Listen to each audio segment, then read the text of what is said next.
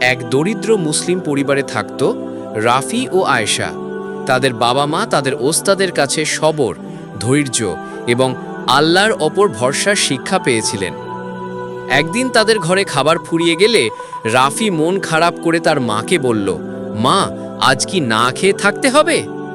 মা তাকে শান্ত করলেন, না বাবা, আল্লাহ রিজিকের মালিক, আমাদের শুধু সবর করতে হবে। ঠিক তখনই তাদের ওস্তাদজি এসে বললেন, ধৈর্যই মুমিনের অলংকার, অভাবে ধৈর্য ধরলে আল্লাহ উত্তম প্রতিদান দেন। কথা শেষ না হতেই বাবা বাজার থেকে এক বস্তা খাবার নিয়ে ফিরলেন। তিনি জানালেন এক প্রতিবেশী উপহার দিয়েছেন। রাফি ও আয়েশা আল্লাহর শুকরিয়া আদায় করল। তারা বুঝল, বিপদে ধৈর্য ধরলে আল্লাহ অবশ্যই অপ্রত্যাশিতভাবে সাহায্য করেন। শিক্ষা: কঠিন সময়ে ধৈর্য ধরে আল্লাহর উপর ভরসা রাখালে তাওয়াক্কুল, আল্লাহ অপ্রত্যাশিতভাবে উত্তম ব্যবস্থা করে দেন।